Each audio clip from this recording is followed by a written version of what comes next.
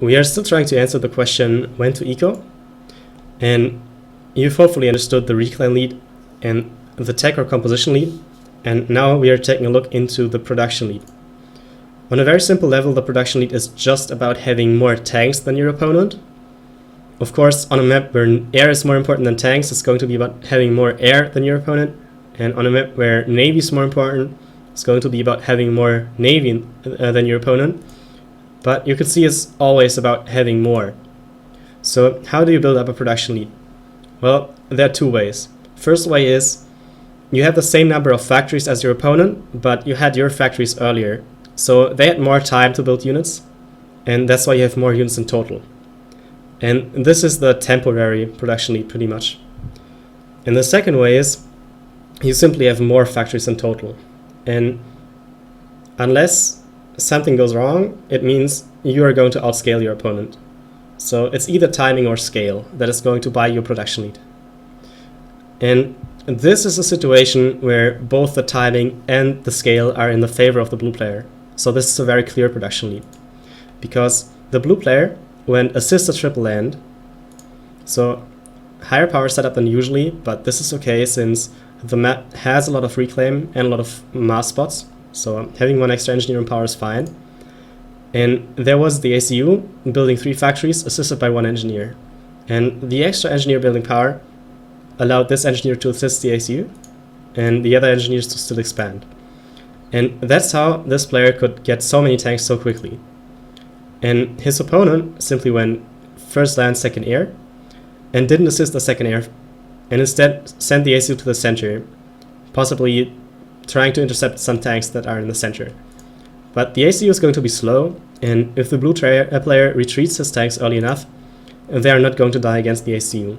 And this is a real production lead. So here we have 2 tanks against 12 tanks. And the brown player, of course, used second air to rush a bomber, but the blue player predicted this and already has 2 anti-air in place. So the bomber is going to die without dealing any damage, as you can see here. So here we go. Anti-air shooting at the bomber. And bomber is going to die. So unable to take out the power building engineers or the factory building engineer. But I guess even if it killed these engineers, there are still more factories for the blue player than for the brown player. And I guess in this situation the mass upgrade is also a bad call, because the brown player fails to realize that the blue player already has such a large production lead, and now the brown player would have to try to catch up. So the more important question now is, after you identified a production lead, how are you going to use it for ecoing? Well, if you have a production lead, the most important thing is that you maintain it. And if you have 12 tanks and you fight against 2 tanks, then the enemy 2 tanks are usually going to die and you won't lose a single tank. Unless you really spaced your tanks out, right? But let's not hope so. And the longer you wait, the more tanks the opponent is going to get. So let's say the opponent realizes you have the production lead, gets extra factories, and maybe even puts the mass of this finished T2 mass extractor into the production of the extra factories and extra units. Then the production lead of the blue player is going to disappear over time. And even if it is just a temporary production lead that was bought by having the factories earlier, but both players have the same number of factories, then the production lead is also going to be less and less relevant over time. So let's say your production lead is an absolute number of 10 tanks.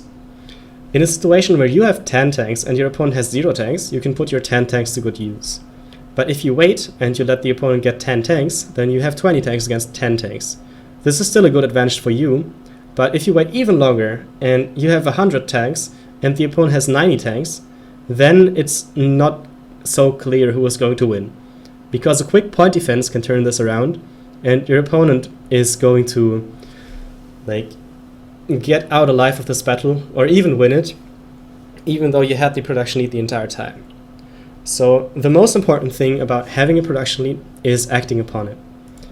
And as sooner you make this fight happen between your 12 tanks and the 2 tanks in this example, the more likely it is that you're going to keep your production lead or even magnify it. This is the first learning.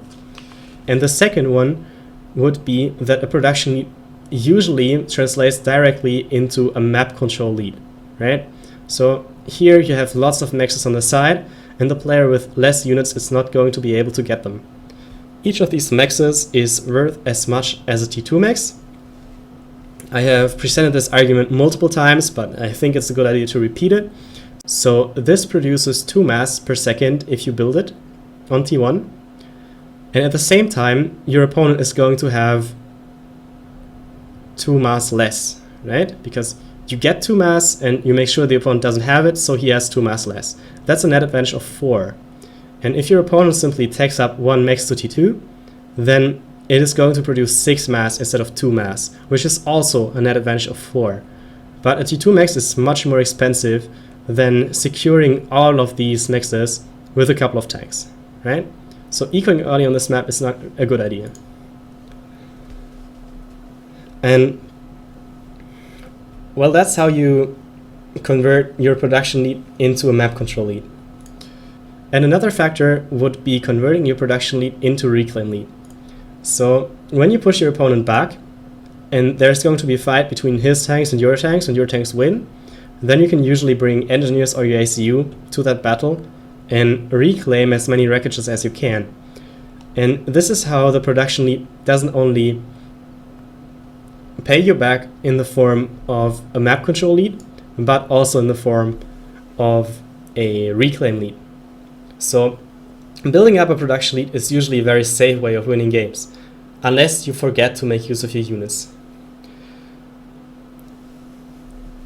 All the mass and map control you're going to get is going to allow you to take up your maxes. And ideally, you can outspam and still out-tech your opponent, or outspam and still out-eco your opponent, right? So the opponent can either eco and he will die because he doesn't have tanks, or he will build tanks but die in the long run because he doesn't have eco. And either way you win. This is the idea. So I hope this has become clear, and the production lead is another situation that can be used to eco from a safe position if used correctly. Good luck, have fun.